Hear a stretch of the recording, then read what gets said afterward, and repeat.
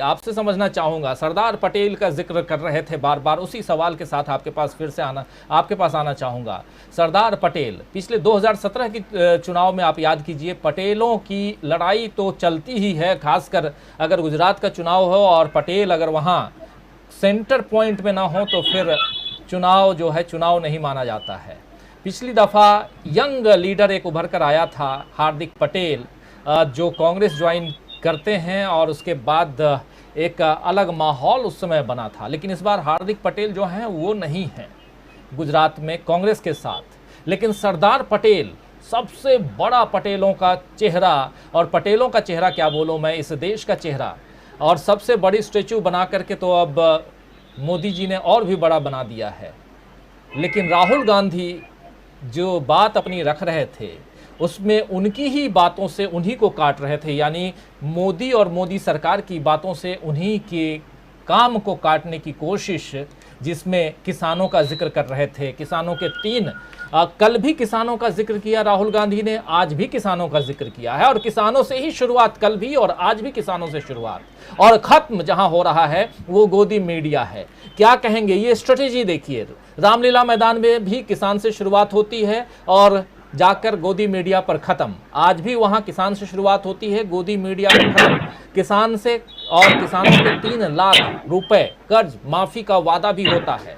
और उनके पास, राहुल गांधी के पास बताने के लिए अब नमूना है, एग्जाम्पल है, और सबसे बड़ा उदाहरण जो है वो छत्तीसगढ़ है। तो ये बात भी वो रखते हैं। कितना दम देखते हैं आप 2017 का चुनाव जहां हार्दिक पटेल, 2022 का चुनाव जहां सरदार पटेल।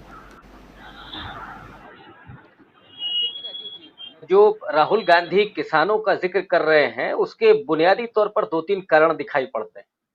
पहली बात तो यह है कि पिछले सालों में एकमात्र भारत का जन आंदोलन है जो जिसे हम सफल कह सकते हैं। सरकार जिसके लिए झुकती है वो बात अलग है कि उन्होंने बाद में चीट किया, लेकिन घुटनों के बल बैठा दिया इसी नरेंद्र मोदी की सरकार को, जो अपने आप में अपराजेय समझती है।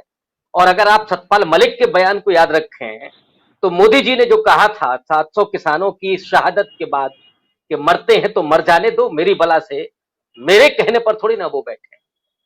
तो एक तो वो किसानों का आंदोलन जिसमें किसानों की सफलता उस आंदोलन की, और दूसरा उन्हीं किसानों को ठगने की नरेंद्र मोदी की अपनी वो स्टाइल, और दूसरा जब वो सरदार पटेल का नाम ले रहे हैं तो उसमें भी 2 स्ट्रेटजी काम कर रही।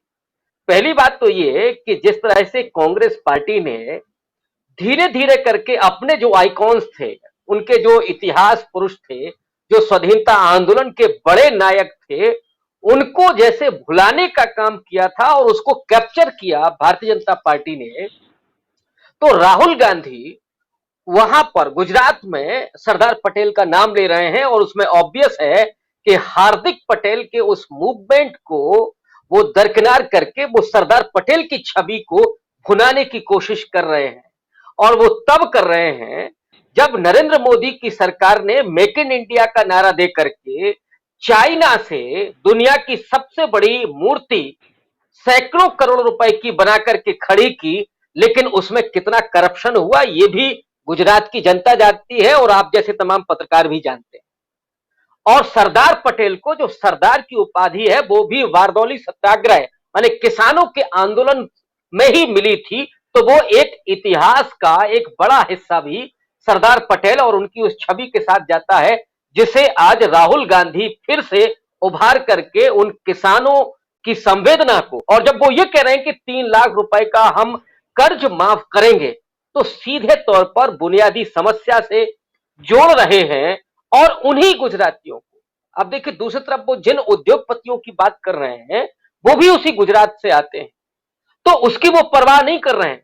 जबकि पिछले दिनों हार्दिक पटेल ने जो कहा था कि उद्योगपति है और वो उनकी संपत्ति अगर बढ़ रही है तो उनकी मेहनत से बढ़ रही है, ये उन्होंने आक्षेप लगाया था कि ये कांग्रेस पार्टी जो हमला कर रही है वो ठीक नहीं है, माने वो अपनी मेहनत से कमा रहे।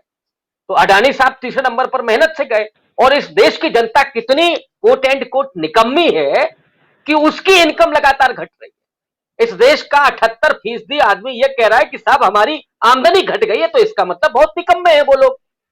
एक केवल कमेरे तो सिर्फ अडानी साहब हैं कि जिनकी जो इनकम है, जिनकी जो वेल्थ है वो दुनिया में तीसरे नंबर पर पहुंच गई। तो इन इश्यूज को वो गुजरात के लोगों में ध्यान दिला रहे हैं और मुझे लगता है कि इस बार का जो चुनाव है, ठीक कहा मीनू जी ने कि कुछ उसमें उलटफेर हो सकता है। एक उसमें आम आदमी पार्टी का नाम लिया जा रहा है और मुझे लगता है कि आम आदमी पार्टी, अभी एक सर्वे हुआ था जिसमें एक सवाल ही गायब था कि आम आदमी पार्टी क्या भारतीय जनता पार्टी को नुकसान पहुंचा सकती है। ये सवाल नहीं था, सवाल ये था कि आम आदमी पार्टी क्या कांग्रेस पार्टी को नुकसान पहुंचाएगी। तो उसमें यस और नो करना था, लेकिन सच्चाई ये है, माने मैं यहां बैठ करके ये बात कह सकता हूं कि आम आदमी पार्टी जो नुकसान पहुंचाएगी वो संभावना है कि भारतीय जनता पार्टी को पहुंचाएगी, क्योंकि शहरों में उस मध्यवर्गीय जो समाज है उसमें आम आदमी पार्टी पहुंच रही है, जो कांग्रेस पार्टी कम है।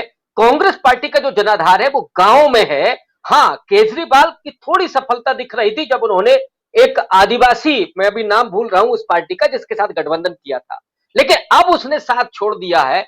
इसलिए मुझे लगता है कि केजरीवाल अगर जो भी नुकसान पहुंचाएंगे वो शहरी इलाकों में, और शहरी इलाकों का मतलब है कि भारतीय जनता पार्टी को मिडिल क्लास का वोट हासिल करेंगे। और यूपी के पिछले चुनाव को हम लोगों ने देखा कि अगर ये चुनाव त्रिकोणीय हो गया होता तो भारतीय जनता पार्टी को मात मिलती, और वैसे ही गुजरात में अगर मुकाबला त्रिकोणीय होता है, आम आदमी पार्टी का थोड़ा सा बेहतर प्रदर्शन करती है, तो ये भारतीय जनता पार्टी के लिए नुकसानदेह साबित होगा, क्योंकि भारतीय जनता पार्टी ध्रुवीकरण में बहुत माहिर है। अभी जिस तरह से बलात्कारियों को वहां रिहा करके और उनका अभिनंदन किया गया, वो क्या था?